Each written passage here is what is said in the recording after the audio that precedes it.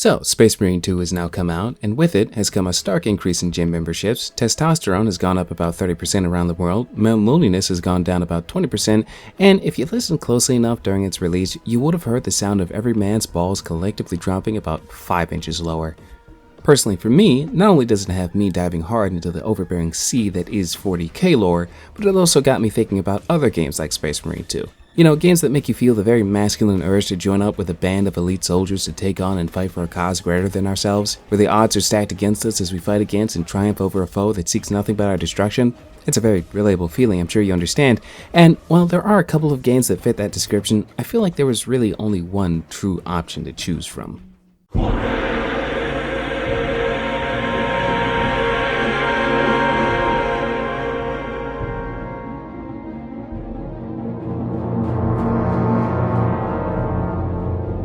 This little gem of forgotten Star Wars content introduced one of my favorite pieces of Star Wars lore, the Clone Commando. In this gritty tactical first-person shooter, you play as the leader of an elite squad of clone commandos as you fight to aid the Republic in their battle against the Separatist droid army. I know that basically sounds like any Star Wars game that takes place during the Clone Wars, but there are a few games that put you down in the boots of the troopers that are directly in the battles of Star Wars. The only other games I can think that did that were the classic Battlefronts. And while it may not feel like it, you are fighting in the background of some of the major battles in the actual Star Wars movies in this game. But things tend to look a little different when you can't deflect blaster shots or mow down armies of droids with a wave of your hand. No joke, while this game is clearly still Star Wars, everything literally looks different in this game. Like, I know part of it is an artistic direction thing, and a darn good one at that, but I feel like those changes are more than just visual differences. The enemies in this game seem a little more dangerous than how they are normally portrayed in Star Wars. The regular battle droids, while still weak, can be dangerous in large numbers. Super battle droids in particular are actually pretty hard to kill and are a genuine threat compared to the regular cannon fodder they're typically portrayed as. There are different and deadly variations of the Geonosians and Trandoshans, and the Wookiees are actually hulking beasts. And to be honest, I think this is what all Wookiees should look like. There's just a much more grounded and gritty feel compared to the many other Star Wars titles.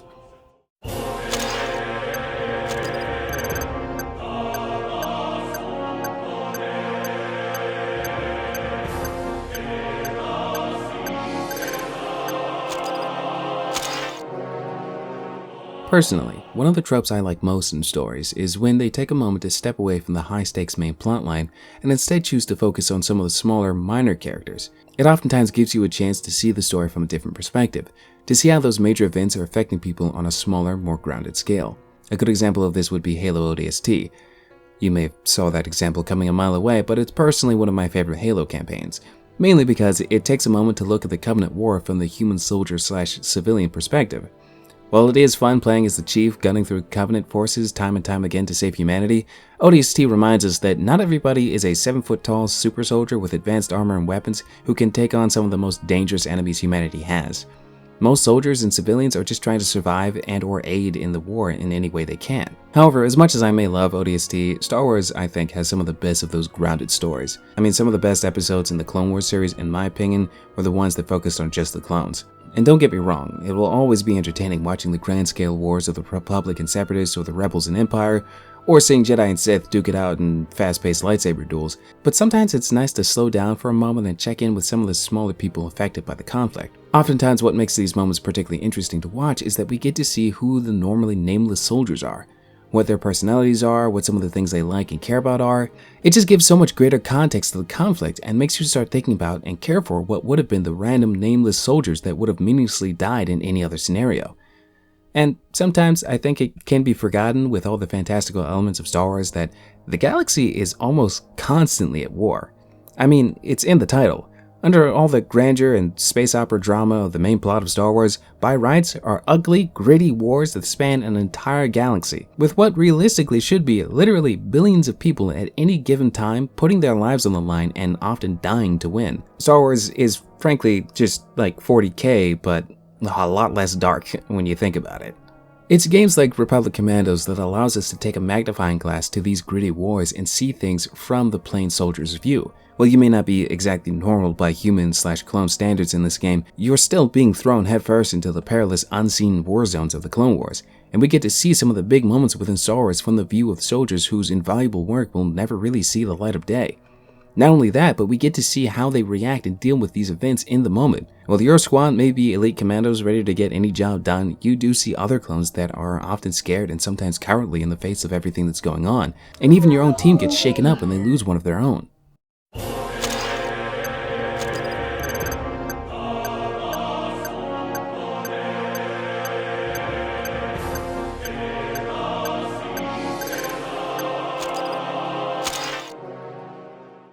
Now, anyone who's played this before knows that the best part of this game is your squad.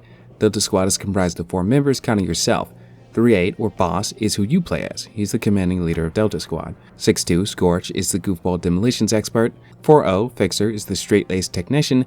And 0-7, or Sev, is the cold calculating renegade assassin. Yeah, one of those doesn't quite fit the others, does it?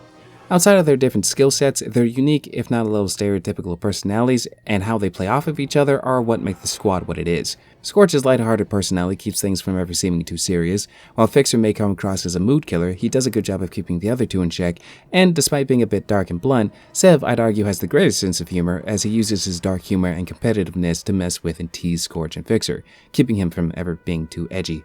And of course, with you as their commander, you either encourage them or tell them to knock it off depending on the situation. I love how they all have different and distinct personalities, even down to their voices. Most clones sound the same and often act pretty similar due to them being two-grown humans all bred in the same environment, but that's proven to not always be true. They're still individuals, and like anyone, different experiences and training can influence how they act. And while the voice thing is probably just a way to make them more distinct for the player, it is nice to think that because they're commandos, their special training genuinely shaped who they are right down to how they speak. It all leads to some funny and enjoyable moments where we hear them crack jokes and keep some lighthearted banter as they proceed through each mission. It breathes some life into them and keeps them from just being plain old soldiers just there to get a job done. It also perfectly cements the fact that they all grew up and trained together. You can instantly feel the connection they all have the moment you meet them. And it only makes what happens at the end all the more painful. It's those kinds of strong personalities and the relationships and interactions with other characters that can make a game and just a story as a whole so much more enjoyable, and I wish games did that more often. You mainly see this type of character building in big RPGs or narrative-driven games like Mass Effect or Baldur's Gate, but if this game tells you anything, it's that you don't need some big narrative or 30-hour game to make fun and believable characters.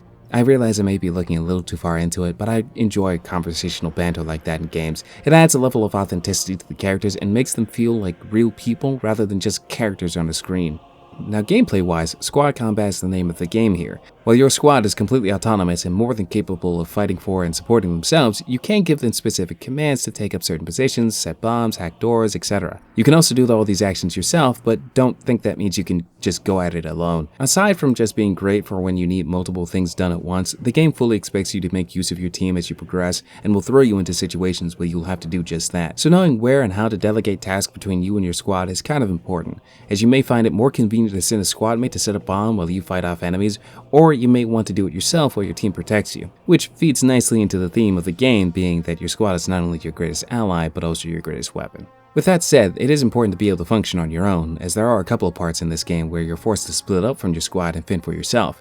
These parts aren't particularly hard and they normally don't last that long, but they do highlight just how important your team is. There's a tangible difference when you're not with your squad. When you get used to having 3 allies helping you take down enemies and complete extra tasks, it becomes pretty apparent when you have to start doing all that on your own. On top of that, it's just kind of quiet without them there. Hearing their banter, their callouts, and their responses to your commands, it's almost kind of reassuring, and it makes it genuinely kind of relieving whenever you're able to meet back up with them. As great as the squad combat and commands may be, they're pretty simplistic. While each member may specialize in certain skills, they're all capable of doing anything the others do. Which, if we're being realistic here, given that they're all elite commandos, it would make sense if they all had well-rounded skills in whatever you asked them to do. But given that they all do seem to specialize in certain areas, it would have been nice if we saw some kind of difference between them when giving them commands. Like Scorch and Fixer being able to plant bombs and hack doors faster, or Sev using his sniper when telling him to take a position while the others use their other guns. This could have been done by giving the player the ability to give specific commands to specific squad mates as well as having general commands for the whole team. Though I can see why they may not have done it because it would have added a bit more complexity to what is a pretty straightforward game. This game is not long. You could probably finish it in about 5 to 6 hours. You may think that's short, and to a point it is, but honestly, that's all you really need. Despite the importance, much of what happens throughout the campaign really is background detail compared to what happens in the main story of Star Wars. So most of your investment in the story is carried by how much you care for your squad, their chemistry, and seeing how they make it through each mission. And gameplay, while far from bad, is nothing too special. It's your average first-person shooter with the most interesting mechanic being the squad commands. But honestly, I kind of miss the simpler, more straightforward games. The games that didn't have expansive RPG mechanics or a dozen secrets to find throughout the game. Don't get me wrong, when done right, those things can be fantastic, but it's nice having a good old A to B game with some fun gameplay and cool characters in the middle. And aside from the abrupt ending, you get a full, straightforward package with this game that does not overstay its welcome.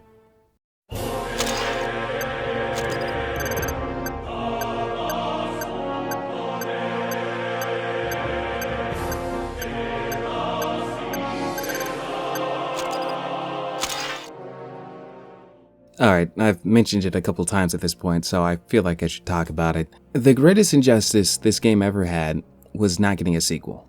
There are several games that sit waiting for the vindication of getting a sequel or at least a remaster, and Republic Commandos is definitely high on that list. For those who don't know, after spending 5 to 6 hours with your squad, going through trial and tribulation with them, this game ends with each squad mate splitting up to hop on a turret to help bring down an enemy ship on Kashyyyk. Eventually you take it down, but before you can regroup, you hear Sev get attacked by something and we're unable to go back for him due to orders to immediately leave the planet, and then the game ends shortly after. I was as surprised and annoyed as my squad mates were when we found out we couldn't go back for Sev. And you have no idea how many times I have tried to go back to see if I could save him. Outside of being unable to save Sev, admittedly it's a bit of an abrupt ending, but with an ending like that, you would absolutely be expecting there to be some kind of sequel in the not too distant future. And you would be right in any other circumstance, because there was a sequel in the works that was going to be called Imperial Commandos that would have obviously taken place during the Empire. But unfortunately, there happened to have been some major restructuring going on at Disney around that same time.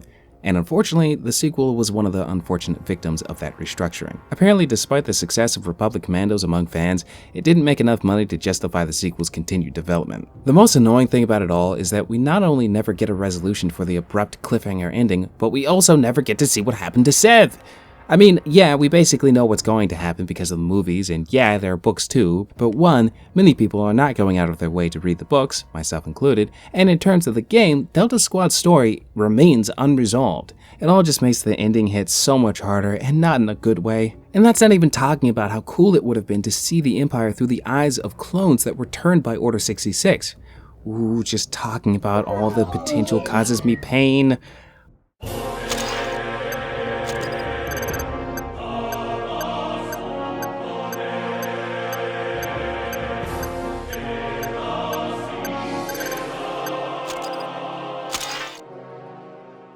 I guess you could say the theme of this video was the enjoyment of going back to basics, of slowing down and taking a moment to focus on some of the smaller things. I didn't even mean for it to be like that, it just kind of turned out that way as I was writing the script. And honestly, it is something I've been thinking about lately, of how simple and kind of straightforward older 2000 to 2010 games were, and playing Space Marine 2 recently has only made me think about all that even more. Like it has for a lot of people, that game really does remind me of a simpler time playing games like Halo and Gears of War, games that just had you gunning through enemies using various weapons as you played as cool characters. I also originally intended for this game to be a quick video that I wanted to get out before Space Marine 2 came out, and knowing my track record of getting things out in any decent amount of time, I don't know why I thought that was possible. But leading up to it, I really was feeling an urge to play some kind of Band of Brothers kind of game in anticipation for the game's release. And Republic Commandos seemed like the perfect game that fit that description that I could gush about for like 10 minutes at most. And who knows, this may still be about 10 minutes. But as I played through the game and subsequently started writing this script, I was not only reminded of why I love Republic Commandos with its small, condensed story and lovable characters, but also it made me think about how much I love seeing similar kinds of stuff in other games and entertainment in general. This has been a weirdly self-reflective journey as I've gone through the process of making this video, but it's been nice and kind of cathartic taking the time to reminisce and think about some of the things that make me happy. And I realize this is a relatively mundane game to start having a deep dive into my psyche over, and I apologize if I've bored you with my long-winded tangents on my personal tastes, Republic Commandos is a genuinely good game that I was planning on talking about at some point, and I guess it just kind of gave me an excuse to talk about some of my deeper thoughts on characters, stories, and Star Wars. As a criminal as it may have been that this game never got a sequel, I can at least take solace in the fact that it can still be played today and isn't some kind of game lost to time. If you've got a Star Wars itch, or maybe you're just looking for a good short game to play, then I highly recommend this game. I would like to thank everybody who took the time out of their day to watch this video. I hope you enjoyed it. Now, if you don't mind, I'm going to go drown in more 40k lore.